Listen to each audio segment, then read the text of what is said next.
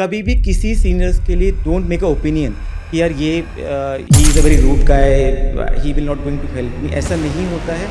People changes very fast and sometime is their nature to throw hostility toward you so that you can give a respect toward that. दुनिया बिल्कुल change हो जाती है internship से first year के बाद। In first year residency you will be doing 24 hours, you will do 36 hours and sometime 48 hours. Specifically clerical work को fast करना आना चाहिए। इसके लिए बहुत इंपॉर्टेंट है कि कुछ शॉर्टकट्स ढूंढना। First year surgical residency is very very cool. Easy नहीं होता है इसे मैनेज करना। Your co-PG is one of the most important person in your first year residency. Sometime stress जो होता है sometime take over us. जब आपको लगे ना कि यार अब नहीं हो रहा मुझसे, just take a leave. Hi everyone, कैसे हैं आप लोग? I am Dr. Shailesh Gupta. I am a teaching faculty in conceptual surgery and I am a originator of lecture series Mastering Billion Separation Page by Page. So today is the mentorship lecture और ये बहुत important, I will not say lecture, it is a kind of a session. So guys, first area I am going to discuss which lot of people face, lot of क्या 99% लोग face करते हैं कि once they enter into residency there a lot of hostility जो senior से उनकी तरफ आती है. Let me tell you guys, this is very natural.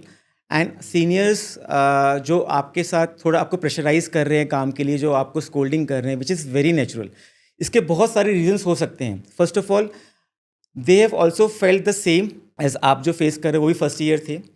And sometime when you are new to the place, एक ट्रस्ट हमें build up करना होता है अपने सीनियर के साथ. सो समटाइम सीनियर जो आप एंटर करे हो, वो आपसे एक पहले आपको चेक करना चाहता है. He want to check how competent you are. And basically somehow things works like that कि आप पहले अपने आप को प्रूव करोगे, आप सीनियर का रिस्पेक्ट अर्न करोगे, then he will tone down और calm down. This happens in every place. तो अगर कोई सीनियर आपको थोड़ा सा पुश कर रहा है काम करने के लिए, या is telling you to stay little more after the duties, don't worry about that and take that very positively. ठीक है, ये सिर्फ इनिशियल फ्यू डेज होते हैं जहाँ पे आपको अपने सीनियर का ट्रस्ट गेन करना है. Once you gain your trust, he will be very comfortable with you. और ट्रस्ट मी, जो आपको सबसे ज़्यादा प्रेशराइज करते हैं, they become the best friend. I have few seniors with me which use to scold me lot कि यार ये काम अच्छा नहीं हुआ, आपको संडे आना पड़ेगा, रुकना, पेशेंट देखना पड़ेगा. आई ऑलवेज यूज थिंक यार कि ऐसा कैसे हो पाएगा, कि how I will going to deal with this my senior, this is so rude with me. But what I felt within 3 months, when I got settled in the clinical scenario, they become very comfortable with me and we used to hang around and used to eat food together. So my point is that initial hostility 100% मिलेगी आपको, और यही एक course of nature है. Once you cross them, once you start doing your work, they become very comfortable with them. And एक reason ये भी होता है कि ईगो जॉसलिंग होती है. एक सीनियर आपको सोचेगा कि यार ये फर्स्ट ईयर है, ये रिस्पेक्ट तभी करेगा जब मैं इसे काम कराऊंगा. तो this is just a transition, right.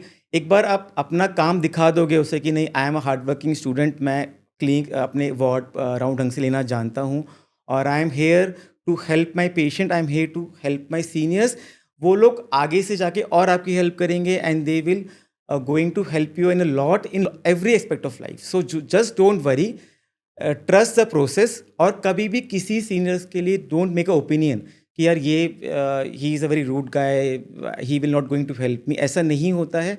People changes very fast and sometimes is their nature to throw hostility toward you so that you can give a respect toward that. ठीक है, तो हमें इनिशियल 6 महीने तक किसी के लिए ओपिनियन नहीं बनाना है. We have to be very neutral and we have to understand this is a surgical hierarchy and we need to follow that. And trust me, surgeons could be very nasty and surgeons could be very friendly. ठीक है, so next topic जो मैं discuss करूँगा, how to manage your hectic work schedule. Guys, just let me tell you, दुनिया बिल्कुल change हो जाती है इंटर्नशिप से फर्स्ट ईयर के बाद. इंटर्नशिप में आपके पास इतना काम नहीं होता है, नई रिस्पॉन्सिबिलिटी होती है. ठीक है, maximum you are working for 12 hours, but in a first year residency you will be doing 24 hours, you will do 36 hours and sometime 48 hours. And you will be a important part of a clinical management. ठीक है, आप सारे patient अकेले manage कर रहे होंगे. In some time they will 50 patient you will managing alone, right? So how to manage that? ठीक है, तो सिंपल सा है कि इसके अंदर भी हमें बहुत स्मार्टली वर्क करना होता है.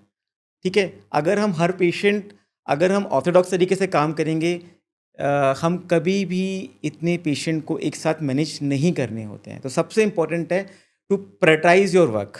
ठीक है, कि कौन सा काम सबसे अर्जेंट है, कौन सा काम सेमी अर्जेंट है और कौन सा काम रूटीन है. तो दिस को डिवाइड करना काम को बहुत इम्पॉर्टेंट है, right? And you should have a diary जहाँ पे आप सब कुछ नोट करोगे और वहाँ हर वर्क के सामने आप लिखोगे प्रायोरिटाइज करना कि ये सबसे जल्दी मुझे करना है, ये सबसे बाद में मुझे करना है, राइट? और इसके अंदर कुछ हैक्स होते हैं. लाइक फॉर एवरी वर्क आपको सब नहीं करना है. ठीक है, आपको अल्टीमेटली वो काम करके दिखाना है.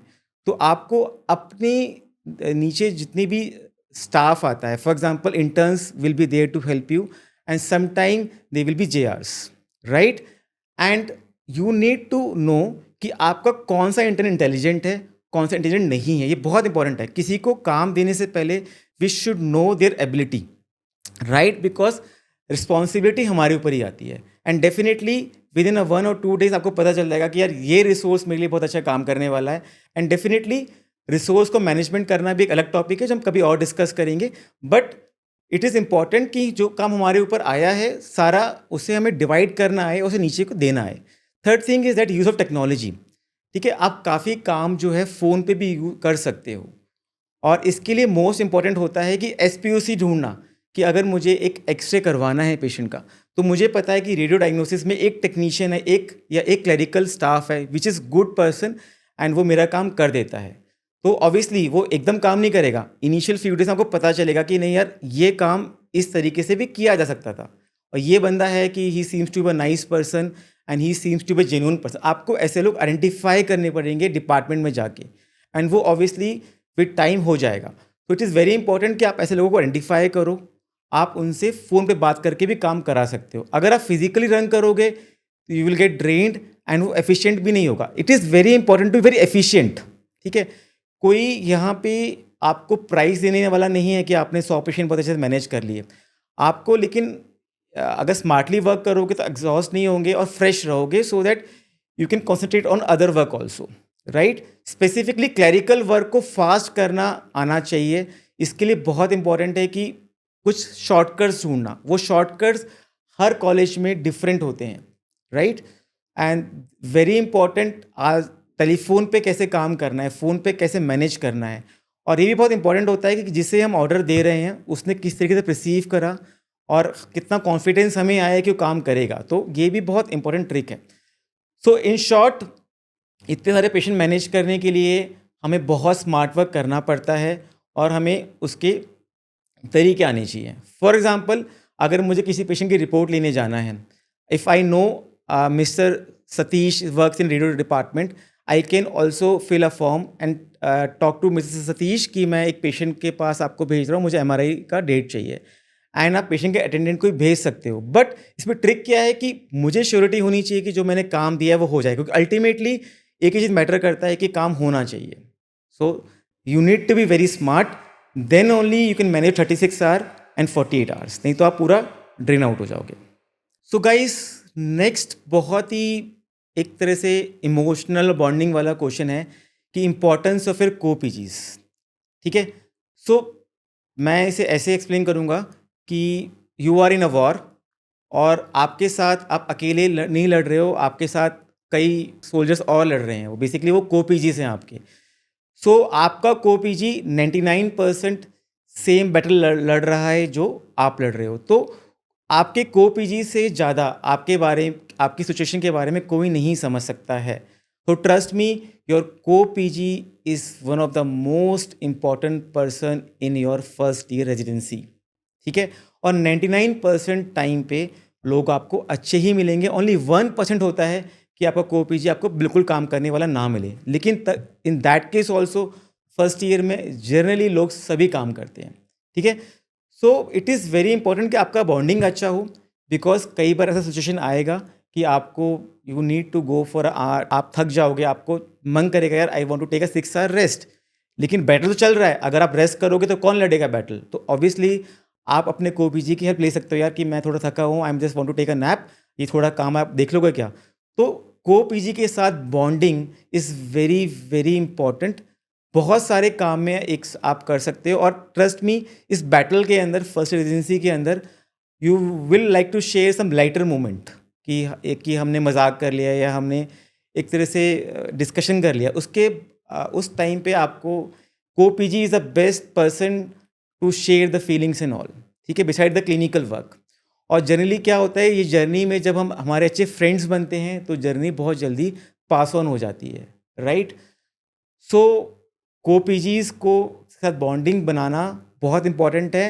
एंड आप जितने भी रिजर्व्स हों, जितने भी आप कम बात करने वाले हों, बट आपको अपने को पीजी के साथ बहुत अच्छा केमिस्ट्री रखना है, और आपको एक्स्ट्रा यार्ड जाना है उससे बॉन्डिंग बनाने के लिए। हो सकता है कि आपका को पीजी इनिशियली आपको इतना वाइब्स ना दे, बट स्टिल हेयर आपको you need to take a extra step and you need make a good bonding. So guys, now comes also a very important aspect of your residency: importance of paramedical staff. Paramedical staff means staff nurses, senior nurses, dressers, orderlies, GDS. Guys, देखिए, ये बहुत important है clinical scenario में ना। We work as a team, ठीक है? Team के अंदर डॉक्टर भी होता है, नर्सेज भी होती हैं, ऑर्डरलीज भी होते हैं, ड्रेसर्स भी होते हैं। एंड ये as a doctor we should never feel superior to them. ये सबसे बड़ी गलती होती है जब हम फर्स्ट ईयर में मान के चलते हैं कि अरे अगर ये पैरामेडिकल स्टाफ है तो I am more important than him, right? I am a boss of him और हर। ये सबसे गलत होता है, राइट? ये बहुत इंपॉर्टेंट एस्पेक्ट है कि अपने पैरामेडिकल स्टाफ को साथ लेके चलना, बिकॉज ट्रस्ट मी, आपके साथ आपका सेकेंड ईयर थर्ड ईयर आपके साथ काम नहीं कराने वाला। आपकी हेल्प जो है ये नर्सेज, GDAs, ड्रेसर्स ही करेंगे। Because nurse can make your life easy and nurse can make your life hell. अगर वो कॉपरेट नहीं करेगी, अगर आपके छोटे ऑर्डर्स को फॉलो नहीं करेगी, तो पेशेंट मैनेजमेंट इम्पैक्ट होगा। और ट्रस्ट मी, जब पेशेंट मैनेजमेंट इम्पैक्ट होगा तो नर्स को डांट नहीं पड़ने वाली है, आपको ही डांट पड़ने वाली है। और पता है, ये बहुत बेसिक क्वालिटी होती है आगे चल के भी, कि कैसे हम अपनी टीम को साथ लेके चलते हैं, ठीक है? अगर आप अपनी नर्सेज के अच्छे से बात करेंगे, उनसे अलाइन रहेंगे, वो एक्स्ट्रा स्टेप लेके आपकी हेल्प करेंगी। हमारे टाइम पे they use to keep a food for us कि डॉक्टर शैलेश आप 24 आवर्स से काम कर रहे हो, just have a like egg और just have a banana, and this was so sweet from them. So slowly slowly we realize कि जो डॉक्टर अच्छे से उनसे रिलेशनशिप बना के रखते हैं, सिस्टर उनकी हेल्प करती है काफ़ी काम में, लाइक किसी का कोई इन्वेस्टिगेशन करानी है, they will help you out. And dressers, अगर आप उनसे अच्छे से हेल्प करोगे, so they will come with you and they will assist in your dressings, and sometimes small dressing they can also do, and same for GDAs also। अगर आपको for example your third year is called कि शैलेश जल्दी से patient shift कराओ और एक perforation जल्दी करना है, अब शिफ्ट आप नहीं कराओगे, शिफ्ट करेगा ऑर्डरली। लेकिन अगर आपकी ऑर्डरली की अच्छी बनती है, आप बोलोगे यार घनश्याम मुझे पेशेंट जल्दी शिफ्ट करा के भेजो, तो तुरंत शिफ्ट कराएगा वो। और अच्छी नहीं बनती है, आप उससे लड़ते रहते हो या आप अच्छे से बात नहीं करते हो, शिफ्ट नहीं कराएगा। अल्टीमेटली डांट आपको ही पड़ेगी थर्ड ईयर की, या क्या हो अब तक शिफ्ट क्यों नहीं हुआ पेशेंट। तो ये बहुत इंपॉर्टेंट है, you need to respect them, and we all are humans, we work as a team, right? So now comes a very academic important question कि how to manage thesis. Guys, first year में ना इतना pressure रहता है, इतनी hostility रहती है और इतना काम रहता है ना, कि हम एक इम्पॉर्टेंट काम को भूल जाते हैं, जिसके बिना हम डिग्री नहीं ले सकते, वो थीसिस को मैनेज करना, ठीक है? और हम इतने बिजी हो जाते हैं कि हम ना टॉपिक चूज़ कर पाते हैं, ना ही प्रोटोकॉल जमा कर पाते हैं। गाइस, आपको ना बस ये ध्यान रखना है कि फर्स्ट ईयर के अंदर कैसे भी करके एक थीसिस का टॉपिक और एक प्रोटोकॉल ज़रूर जमा करना है, ठीक है? आप उस पर वर्क फर्स्ट ईयर के एंड में भी शुरू कर सकते हो, सेकेंड ईयर में भी शुरू कर सकते हो, बट ये दो चीज़ें कि to choose the name of the topic and to choose to make a protocol. तो इसमें सबसे इंपॉर्टेंट है कि थोड़ा बहुत दिन के सिर्फ 15 मिनट हमें इसके बारे में सोचना है कि यार मैं फर्स्ट ईयर में एंटर कर चुका हूँ, अब मुझे थीसिस के बारे में सोचना पड़ेगा। And for that you need to be regularly communicating with your guide, because आपका गाइड आपकी हेल्प करेगा इसके अंदर. And few tricks. देखो, थीसिस एमएस के अंदर, डीएनबी के अंदर करने का पर्पस ये नहीं होता कि हम बहुत बड़े रिसर्चर बनने वाले हैं. इसका पर्पस ये होता है कि हमें एक रिसर्च करने के तरीके के बारे में पता होना चाहिए. So the topic should be very simple and should be easy. Simple and easy मतलब कि बहुत बेसिक टॉपिक चूज कर सकते हो, और ऐसा होना चाहिए जिसमें करने में कम एफर्ट लगे. क्योंकि ट्रस्ट मी, एमएस में हम बहुत टाइम जो है अपना नहीं दे सकते रिसर्च वर्क के अंदर. But it is very important कि आप थीसिस को एंजॉय भी करो. तो एक ऐसा टॉपिक चूज करो जिससे आप थोड़ा कोरिलेट कर पाओ, एंड मोस्ट इंपॉर्टेंट वो टॉपिक आपके यूनिट में होता हो. For example, lap hernia unit में नहीं होता है, एक दो बार होता है. अगर आप लैप हर्निया चूज करोगे तो it will not make a sense. आप उसे बेसिकली फिर कुक करोगे बाद में. तो हमें जेन्युइन टॉपिक लेना है, हमें ऐसा टॉपिक लेना है जो हम हमारे यूनिट में होता हो और उससे हम रिलेट करते हो और हमारा एफर्ट थोड़ा सा कम लगे. एंड भूलना नहीं है, ऐसा नहीं होना चाहिए. For example, in DNB timeline strict होती है, तो हमें टाइमलाइन पता होना चाहिए. जाते ही पता कर लो कि भाई मेरी लास्ट डेट क्या है थीसिस टॉपिक को चूज करने की, मेरी लास्ट डेट क्या है प्रोटोकॉल जमा करने की. Because guide will not going to chase you need to chase your guide. तो ये नहीं बोलना है सिर्फ 15 मिनट देने हैं आपको दिन के, सिर्फ 15 मिनट. एक्चुअली हम इतने बिजी हो जाते हैं कि हम 15 मिनट भी नहीं देते हैं. बट ये आपको बहुत परेशान कर देगा, और एंड में आप इतना स्ट्रेस आउट हो जाओगे ना एक हफ्ते के लिए कि थीसिस को टॉपिक चूज नहीं करा है. Then you going to choose something trivial topic, और आप उसे 3 साल लेकर बैठे रहोगे. तो ये बहुत इंपॉर्टेंट पॉइंट है. गाइस, अभी एक बहुत मैं इंपॉर्टेंट टॉपिक डिस्कस करूँगा कि जनरली क्या होता है ना, रेजिडेंसी बहुत टफ फेज़ होता है लाइफ का. और हम जितने भी स्ट्रांग हो, जितनी भी अच्छे हों, एक फेज़ आता है कि समटाइम स्ट्रेस जो होता है समटाइम टेक ओवर अस. मतलब कि this is natural, and this is a very important topic to discuss. कि एक फेज़ आएगा जहाँ पे आप बहुत स्ट्रेस फील करोगे, and few dear colleagues sometime also slip into depression. So this is very important to discuss कि guys, ये फेज़ को ना समझना बहुत इंपॉर्टेंट है, और इसे कैसे नेगोशिएट करना है. तो मैं ये बोलना चाहूँगा, जब आपको लगे ना कि यार अब नहीं हो रहा मुझसे, तो you should be very frank with your self. आपको पता होना चाहिए यार कि आई नीड अ ब्रेक. जब आपको लगता है कि यार अब मेरा हो गया, मतलब कि this is going too much over me, कुछ समझ नहीं आ रहा है, और ऐसा फेजेस आएंगे, जस्ट टेक अ लीव. आप बेशरम होके अपने यूनिट हेड को बोलो कि sir, I am feeling little low and I want to take a break. आपको मेंटल हेल्थ को कॉम्प्रोमाइज़ नहीं करना है, and you should be very frank with yourself. Break लेने से ना बहुत चीज़ें चेंज हो जाती हैं. आपका पर्सपेक्टिव, आप फर्स्ट डे तो आराम करोगे, थर्ड डे आपको समझ आने लगेगा कि यार this is a natural thing.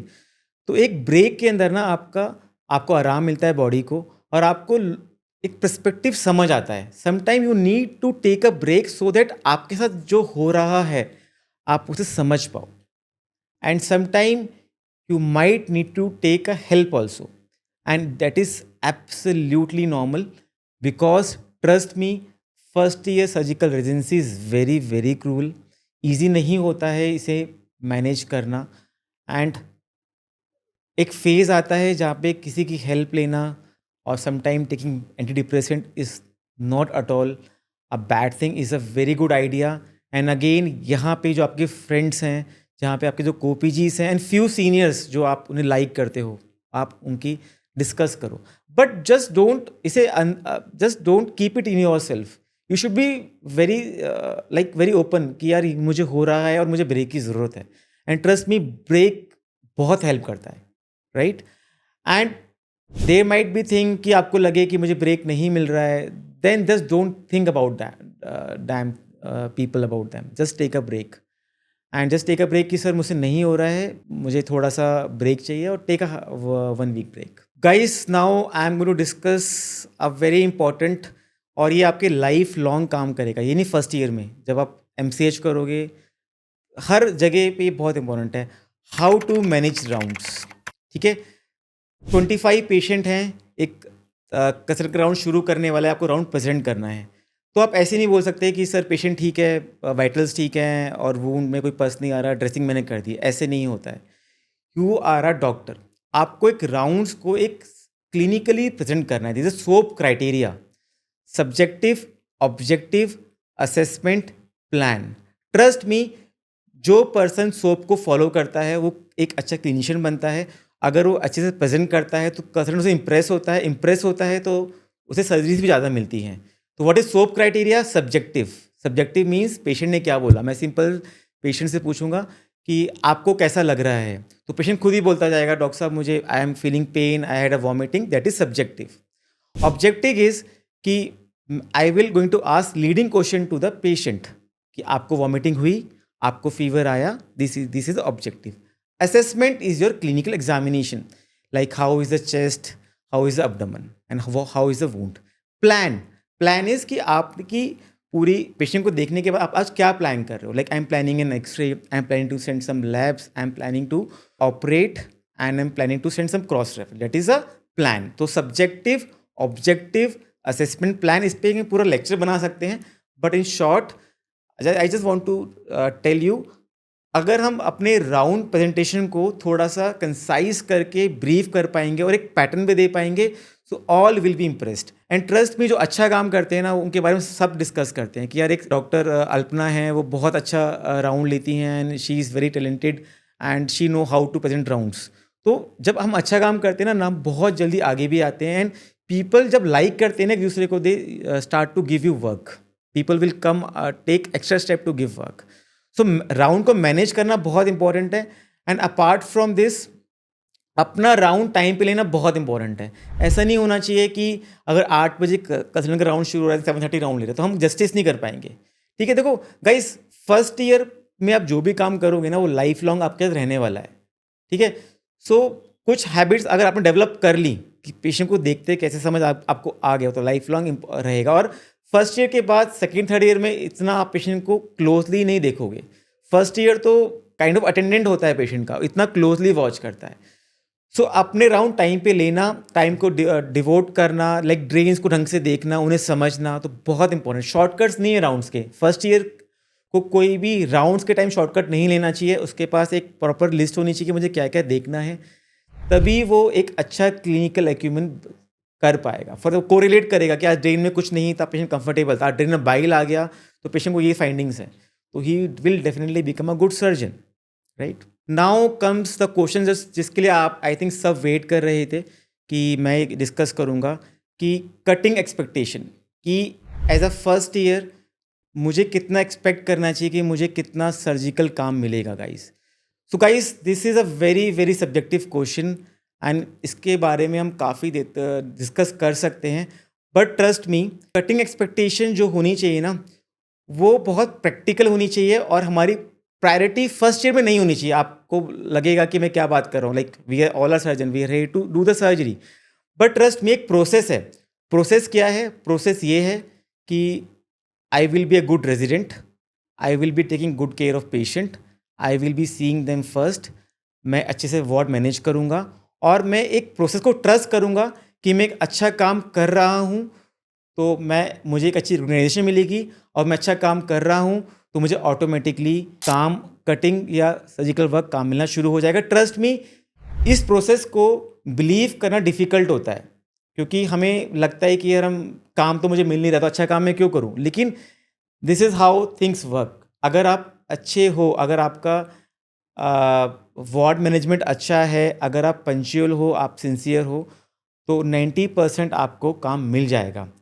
10% होता है, ट्रस्ट मी। मैं कोई बहुत प्रैक्टिकल बात ही करूँगा। 10% होता है समटाइम, अच्छा काम करने के बाद भी हमें काम नहीं मिलता है। But before coming going arriving to that point, हमें 6 से 9 महीना वेट तो करना पड़ेगा दोस्त। हमें दिखाना पड़ेगा कि हम कितने अच्छे हैं। उसके बाद हमें नेक्स्ट स्टेप पे आना है। काम नहीं मिल रहा, काम नहीं मिल रहा है अच्छा काम करने के बावजूद भी, तो first of all try to communicate with the immediate senior, second third year के साथ, कि sir like what is the problem in that. बहुत ही फ्रेंडली डिस्कशन, कि आपको कोई जज नहीं करना, आपको बस बोलना है कि सर क्या मैं अच्छा कर सकता हूँ। Just try to find out the way. अपने गाइड से डिस्कस करो कि सर मुझे ऐसा लग रहा है, बिकॉज 6 से 9 महीने के बाद ना दे विल नो कि यार शैलेश को मैं जानता हूँ एंड आई नो कि how genuine he is and if he is talking he must be कुछ रीज़न होगा। ठीक है, तो दूसरा गाइस, ये ना बहुत इंपॉर्टेंट चीज़ है, इंडिया में फॉलो नहीं होती है, बाहर फॉलो होती है। हम कभी भी लॉग बुक मेंटेन नहीं करते। जब भी हम किसी को बोलेंगे अच्छे काम करने के बावजूद कि सर हम मुझे काम नहीं मिल रहा है, तो मेरे पास एक लॉग बुक होनी चाहिए कि sir this is what I have done. कि 9 महीने के अंदर देखिए मैंने एक लैब को तो फर्स्ट डे में नहीं मिलता। फॉर एग्जांपल मैंने एक आईसीडी डाला है या मैंने इतना मतलब कि दिस इज़ माय स्टैट। एक स्टैट होना चाहिए कि sir look at this is the amount of work I have done. तो लॉग बुक हम बनाते ही नहीं हैं। तो लॉग बुक इतनी पावरफुल चीज़ होती है ना कि आप फेस पे लगा सकते हो कि sir this is the work I have done and I feel this is less. अगर हम लॉग बुक नहीं बनाएंगे तो वो बोलेंगे यार नहीं तुम्हें लगता है यार काफ़ी काम तो मिलता है तुम्हें। पीपल विल गोइंग टू से लाइक दिस। तो log book is very important. उससे दो चीज़ों का फ़ायदा होगा, आपको खुद पता चलेगा आपने कितना काम करा है एग्जैक्टली। दूसरा, आपके सीनियर को पता चलेगा कि एग्जैक्टली क्या सिचुएशन है। तीसरा, आप कभी फेलोशिप के लिए बाहर जाओगे तो यू हैव अ प्रूफ कि how much work you have done, right. Guys, now the next question come कि इस हेक्टिक शेड्यूल में, इतने केओस में, हॉस्टिलिटी में हमें अपना फूड खाना कैसे मैनेज करना है, सोना कैसे मैनेज करना है। खाना और सोना एक ना बहुत बड़ी सेइंग है कि यार ये ना आपको कोई बताएगा नहीं, कोई आपसे पूछेगा नहीं कि यार कितने टाइम हो गया सोए, कब आपने खाना खाया था और कब आप सोए थे लास्ट। इसमें आपको खुद ही मैनेज करना है गाइस। तो इट इज़ वेरी इंपॉर्टेंट कि हम एक पैटर्न को समझें, कि हम उसके लिए प्रिपरेशन करें पहले से। फॉर एग्जांपल मुझे अगर पता है कि आज मेरा ओटी लंबा चलने वाला है, तो डेफिनेटली जब मॉर्निंग में मैं उठूँ तो मैं एक हैवी ब्रेकफास्ट करके जाऊँ। एक बहुत इंपॉर्टेंट गलती हम सब करते हैं कि हम ब्रेकफास्ट लाइट करते हैं। ब्रेकफास्ट एक ऐसी मील है जो आप आराम से कर सकते हैं बिकॉज वो आपके शेड्यूल से पहले हो रही है। तो ये सबसे बेसिक है कि अपने आप को अच्छे से प्रीलोड कर लो ड्यूटी से पहले। Take a very very healthy and very large amount of breakfast. अच्छे से ब्रेकफास्ट करो, चाहे कुछ भी करो। मैं आपको कुछ हेल्थी फूड के बारे में आपको लेक्चर देने वाला नहीं हूँ। मैं आपको ये बोल रहा हूँ कि आपको अपना प्रीलोड ड्यूटी से पहले खाना अच्छे से खाना है, बिकॉज ड्यूटी के बाद क्या होगा आपको नहीं पता। लेकिन पहले आपके पास टाइम है, आप घर से अच्छा खाना खा कर आओ। Second thing, carry some fruits, carry some basic thing in your bag. ठीक है, वो आपके हाथ में है। अब होता क्या है कि हम 8 बजे स्क्रब हुए, 4 बजे के बाद कैंटीन में खाना बंद हो गया, फिर हम पेटीज खा रहे हैं। मैं तो ऐसे ही करता रहा and which made me diabetic. I am a diabetic now. So this is very important कि एक बैग को लेके चलना है अपने साथ। बैग के अंदर हर चीज़ भर के रख लो, ड्राई फ्रूट रख लो, कुछ हेल्थी फूड रख लो, स्प्राउट्स रख लो। तो पूरा एक बैग लेके चलो। और कई होगा यार, लोग बोलेंगे यार ये कैसा फर्स्ट ईयर है, हमने तो देखा ही नहीं आज तक कि कौन बैग लेके आता है फूड का। But you don't have to think about them. देखिए, ऐसा नहीं कि फर्स्ट ईयर हो तो आप खराब खाना खा के आपकी बॉडी में कुछ नहीं होगा, आपको नुकसान होगा।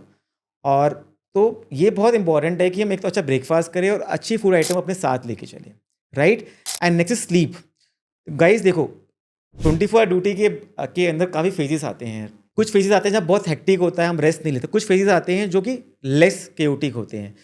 तो बहुत इंपॉर्टेंट है कि हम उस फेज को यूटिलाइज करें। ऐसा नहीं होना चाहिए उस फेज पे हम फ़ोन पे बात कर रहे हैं, या हम मूवी देखने चले गए, या हम वी कैजुअल चैट कर रहे हैं। तो उस फेज के अंदर सोना बहुत इंपॉर्टेंट है। ट्रस्ट मी, आप इतने ड्रेन्ड होंगे कि आप सो जाओगे। लेकिन you need to manage your work efficiently. For example कि अगर एक काम मैं 4-5 घंटे के बाद भी कर सकता हूँ, तो आप उसे 5 घंटे शिफ्ट कर दो, पहले 5 घंटे सो जाओ। एंड फॉर स्लीपिंग, आपके पास कोई बहुत अच्छा बेड नहीं मिलने वाला। आपको आइडेंटिफाई करना है अपने हॉस्पिटल के अंदर। जैसे कि मैंने एक छोटा सा कोण आइडेंटिफाई करा था ओटी के अंदर कि यार यहाँ पे ना ये रूम अच्छा है, यहाँ पे कोई आता भी नहीं है, मैं सो सकता हूँ, गुड वेंटिलेटर स्पेस। और जगह कुछ भी हो सकती है, ठीक है।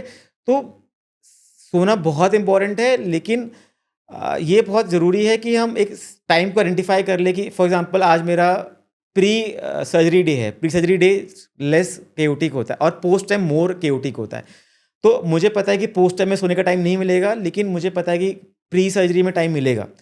तो ये आपको आइडेंटिफाई करना इंपॉर्टेंट है। और they are few resident who are very smart, who have the bed sheet and pillows in their lockers, which is very good. आपको अल्टीमेटली एक कंफर्टेबल क्लोथ भी कैरी करनी चाहिए, and you just change the cloth and take a 4 hours good sleep. तो इसकी importance देना बहुत important है। अगर आप सोओगे नहीं तो आप फ्रस्ट्रेट होते जाओगे, एंड इट ऑल्सो डिक्रीज और क्लिनिकल एक्यूमेन, या आपके क्लिनिकल एबिलिटी को कम कर देता है। और आपको कोई बोलने वाला नहीं है यार शैलेश कि आज काम कम है, आज सो जा तू, ऐसा कोई बोलने वाला नहीं है। ये आपको खुद ही देखना है, ठीक है।